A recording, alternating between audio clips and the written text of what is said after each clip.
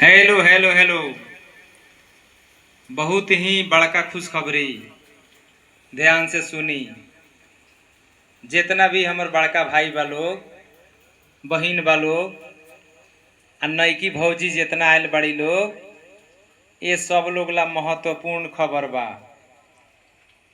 18 साल से ऊपर जितना लोग के उम्र बा, उ सब लोग वोटर लिस्ट में नाम जोड़वा ली।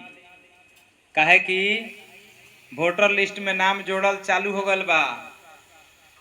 सरकार द्वारा दिशा निर्देश मिल गल बा।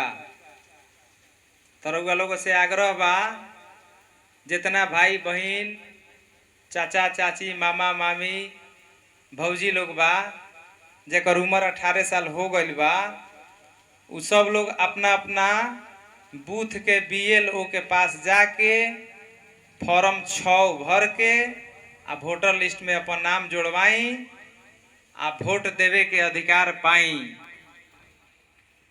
धन्यवाद।